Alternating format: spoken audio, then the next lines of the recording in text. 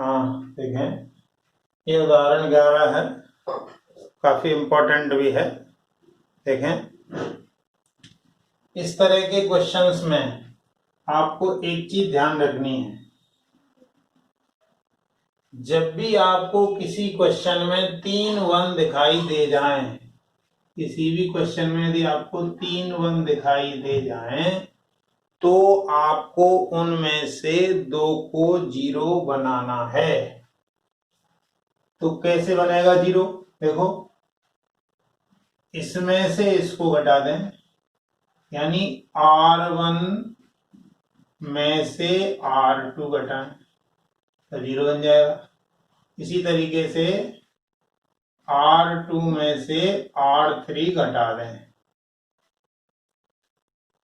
जो जिस पंक्ति में हमें संक्रिया लगानी होती है उसी में से घटाते हैं, और जो यहां लिखा है मतलब उसी में परिवर्तन आएगा। देखें जरा,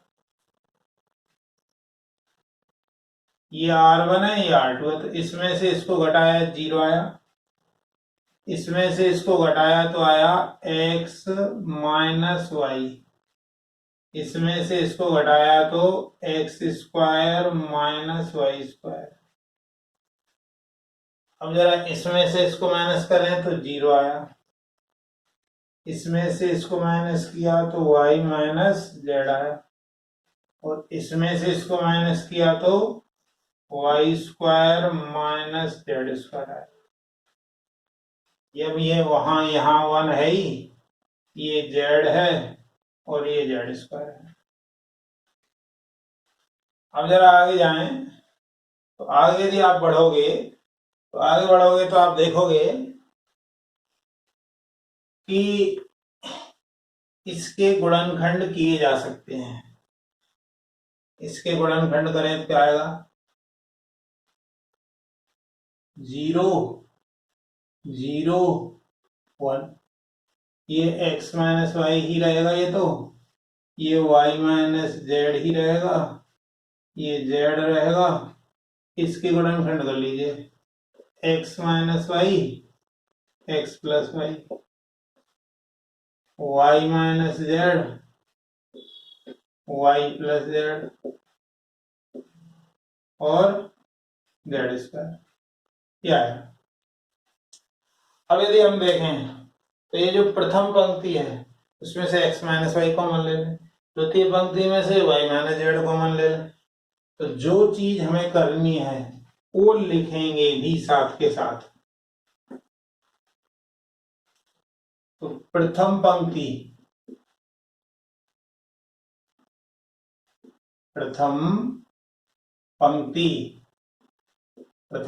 मतलब R1 से x माइनस वाई तथा R2 से y माइनस जेड बाहर लेने। क्या आएगा? ये x माइनस वाई आया, ये y माइनस जेड आया, इसके बाद क्या बचा? 0 0 1। यहां से आपने ये बाहर ले लिया तो यहाँ 1 बचा, ये भी बाहर ले लिया 1 बचा, यहाँ जेड बचा, यहाँ x प्लस वाई और ये y प्लस जेड और जेड स्क्वायर। क्या आया? अब हम इसका विस्तार खोलें, क्योंकि जब भी किसी सारणी में 2 0 मिल गए आपको तो आप उसका विस्तार खोल सकते हैं। विस्तार कैसे खोलेंगे? x minus y y minus z. अच्छा, इस 0 की वजह से 0 आ जाएगा, इस 0 की वजह से 0 आ जाएगा, माइनस फिर इस 0 की वजह से 0 आ जाएगा, प्लस 1 1 ले तो ये छोड़ना पड़ेगा, तो क्या आ जाएगा? 1 x plus y 1 y plus z. ये आया, ये आपका सारणिक है। और इसको और आगे हल करें इसको आगे हल करेंगे तो क्या आएगा,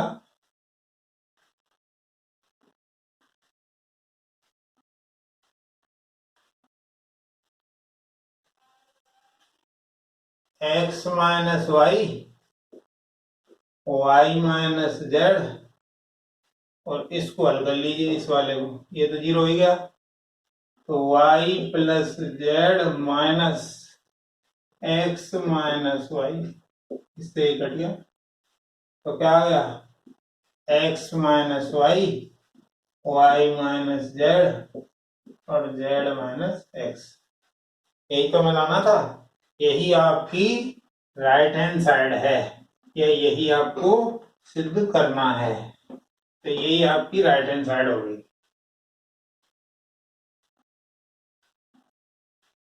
हेंस प्रूव्ड, यही सिद्ध करना है।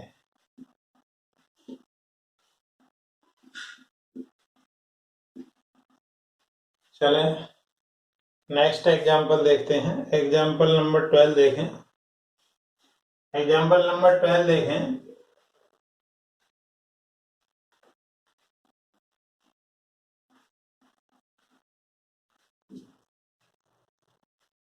उदाहरण 12 देखें।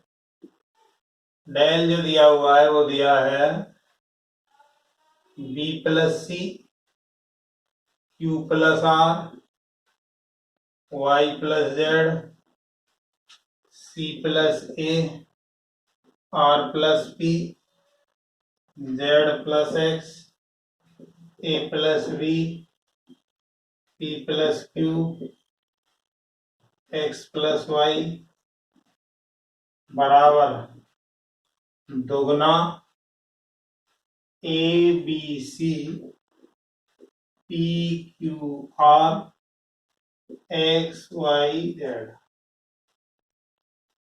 ये है। तो इसको देखें जरा,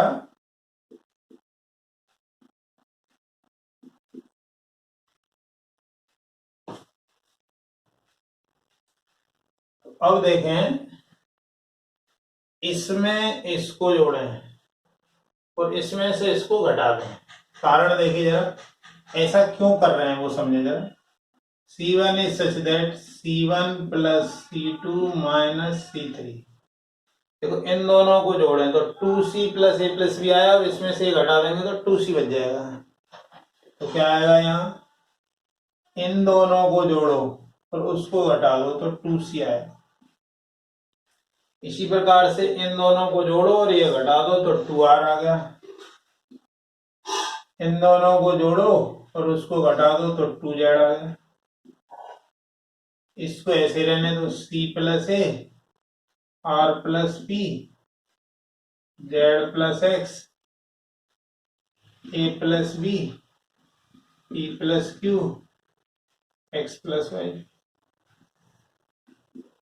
अब जरा हम देखें, तो ये जो प्रथम स्तंभ है उसमें से दो कॉमन ले सकते हो आप, तो दो कॉमन ले लो, तो क्या आएगा, c r z, c plus a, r plus p, z plus x, a plus b, p plus q, x plus Y.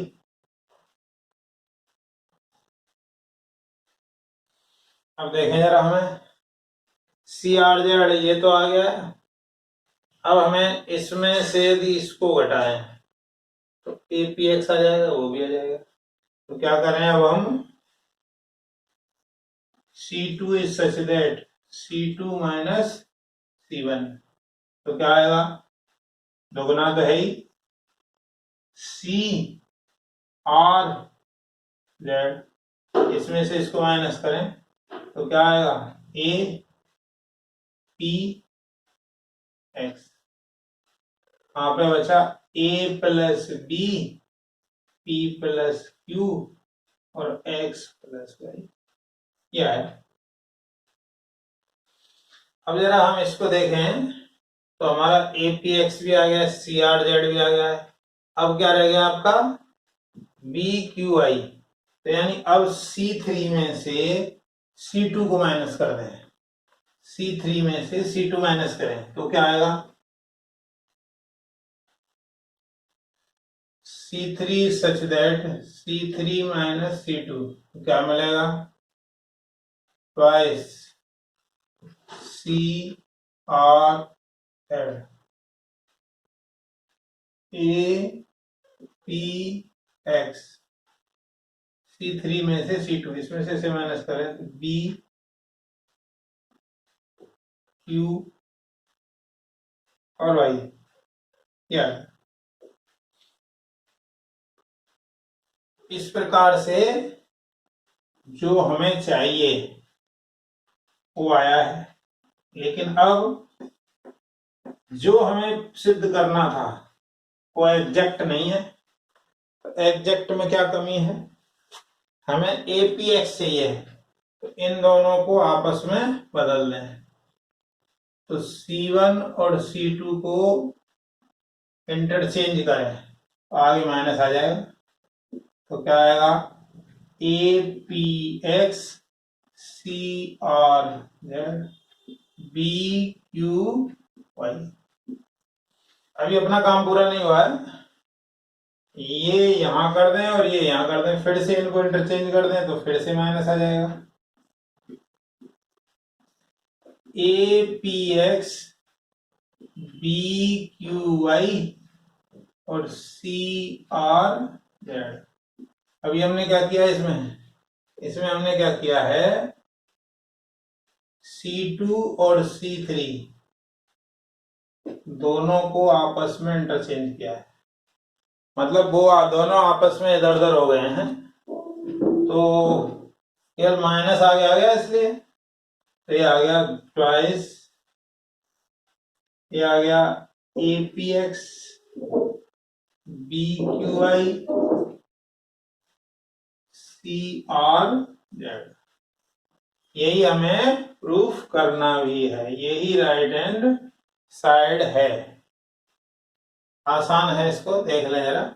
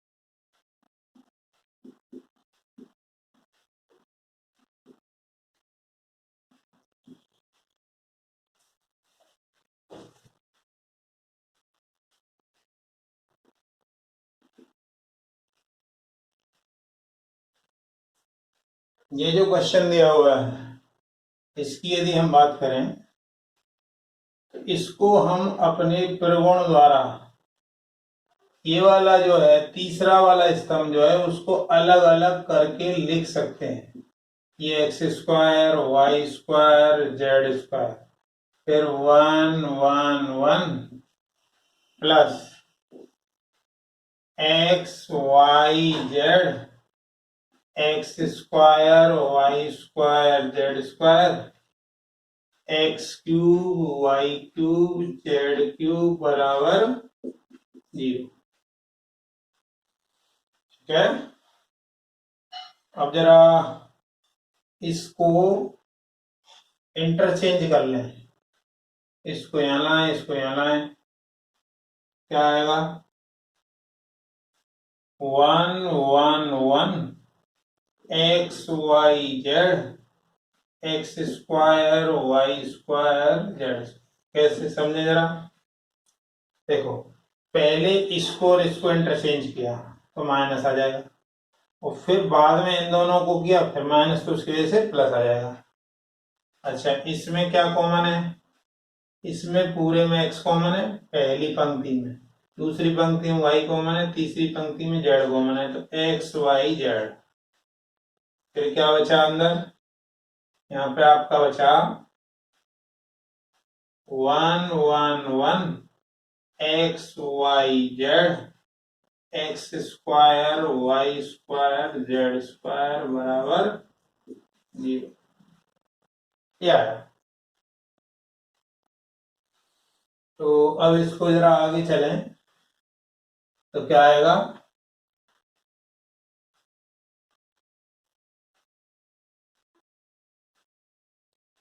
One one one x y z x square y square z square, और साथ में ही 1 plus x y z, इसकी value 0 के बराबर दी हुई है।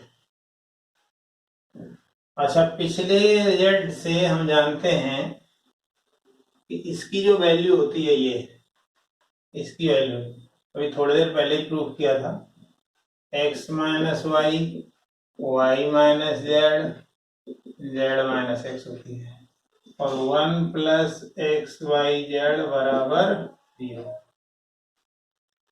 क्योंकि क्वेश्चन में आपको दिया गया है कि एक्स वाई जेड तीनों अलग अलग हैं, मतलब कहने का मतलब है x बराबर y के नहीं है और y बराबर z के नहीं है। इसका मतलब ये सब तो 0 नहीं होंगे,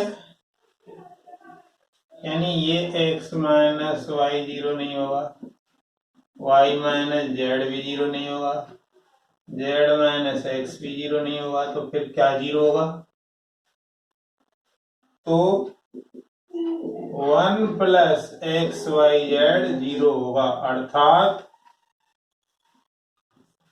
एक्स वाई जेड की वैल्यू -1 होगी। यही सिद्ध करना है हमें।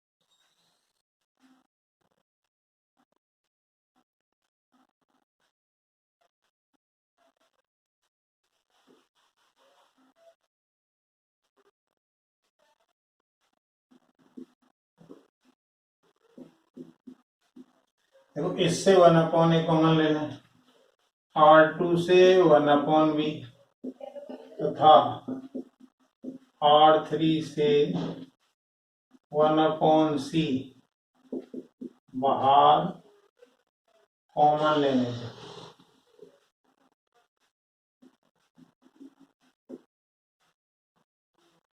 क्या आ जाएगा, 1/a 1/b 1/c आ गया, तो यहाँ आया 1, यहाँ ए क्यूब, यहाँ ए बी सी, यहाँ 1, यहाँ बी क्यूब, यहाँ ए बी सी, यहाँ 1, यहाँ सी क्यूब, यहाँ ए बी सी। कैसे आया, जरा इसको समझना चाहें तो समझ सकते हैं। ये 1/a है, पहली पंक्ति की बात कर रहे हैं। इसको हम लिख सकते हैं ए क्यूब अपॉन ए, ऐसे इसको ए बी सी अपॉन ए। इस पूरे में से 1/a बाहर ले लिया, तो 1/a बाहर लिया तो क्या बचा, 1 ए क्यूब और ए बी सी बच गए। अब जरा ये जो आपका तीसरा स्तंभ है, इसमें से ए बी सी बाहर ले लें तो क्या आएगा, ए बी सी पहले से ही है, तो यहाँ है 1 1 1, ए cube B cube C cube, 1 1 1। C3 में से ए बी सी बाहर लेने पर, C3 में से ए बी सी बाहर लेने, इसका मान 0 होगा। क्यों? क्योंकि दो स्तंभ समान है, क्योंकि C1 व C3 समान है। तो हमने एक प्रॉपर्टी बताई थी कि किसी भी सारणी के दो स्तंभ या दो पंक्ति यदि समान होंगे तो उसका मान 0 होगा। यही इस एग्जाम्पल 14 का आंसर भी होगा। नेक्स्ट देखें,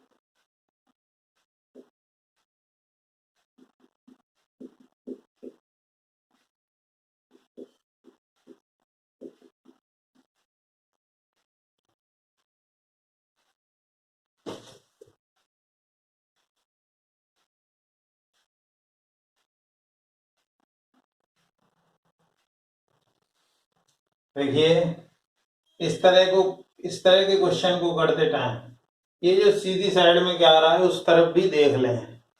तो यहाँ a plus b plus c आ रहा है और 2 भी आ रहा है, तो 2 कैसे आ सकता है, देखो इसको इसको और इसको जोड़ दें तो 2a plus 2b plus 2c हो जाएगा, तो 2 उसमें से कॉमन आ जाएगा। इसका मतलब क्या किया हमने, C1 is such that C1 plus C2 plus C3, तो क्या मिलेगा, यहाँ आ जाएगा 2a प्लस बी प्लस सी, इधर भी आ जाएगा 2a प्लस बी प्लस सी, और इधर भी 2a प्लस बी प्लस सी। इसको ऐसे रहने दें, a b plus c plus 2a, a b b c plus a plus 2b। अब इसमें क्या कॉमन है, इसमें हम ये वाला पूरा का पूरा बाहर ले सकते हैं, तो 2a plus b plus c आ गया, तो क्या बचा 1 1 1 a b plus c plus 2a, a b b c plus a plus 2b। यहाँ क्या लिखेंगे हम, C1 से 2a प्लस बी प्लस सी को बाहर लिया, बाहर लेने पर, ठीक है।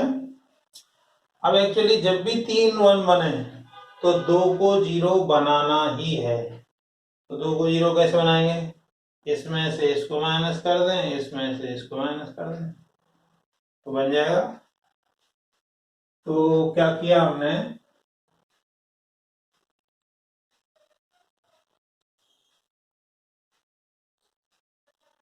C1 is such that C1 minus C2 और C2 is such that C2 minus C3।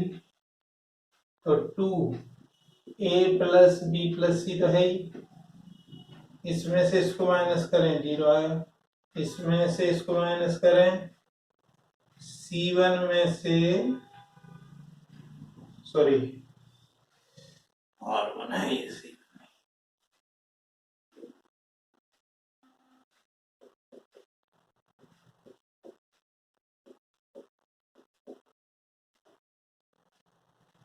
ये 0 हो गया, ये 0 हो गया, ये होगा। अब इसमें से इसको माइनस करें, क्या आएगा? माइनस ए प्लस बी प्लस सी, इसमें से इसे माइनस करें ए प्लस बी प्लस सी, ये ए है।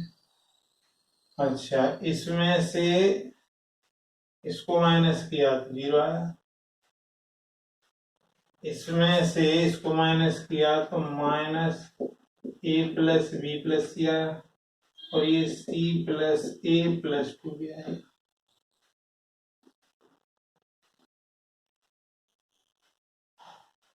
ये आ गया। अब इतना करने के बाद इसका विस्तार खोल दें, विस्तार खोलेंगे तो क्या आएगा? किसी भी सारणी का विस्तार कैसे खोलते हैं? सबसे पहले आप इसकी वजह से लेंगे, ऐसे जाना चाहें ऐसे जा सकते हैं, ऐसे जाना चाहें ऐसे जा सकते हैं, जैसे जाना चाहें वैसे जा सकते हैं। तो क्या आएगा? इसकी वजह से 0 आ गया, फिर माइनस आता है, माइनस माइनस प्लस हो गया, ए प्लस बी प्लस सी। जब ये आप लोगे तो ये छोड़ दो, तो ये माइनस ये, यानी 0 माइनस माइनस प्लस ए प्लस बी प्लस सी हो गया है।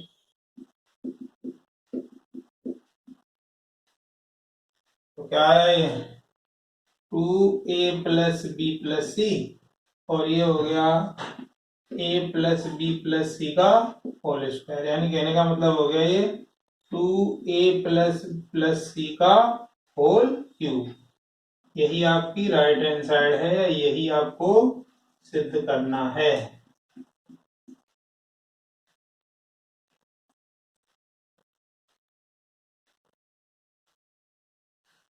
ठीक है।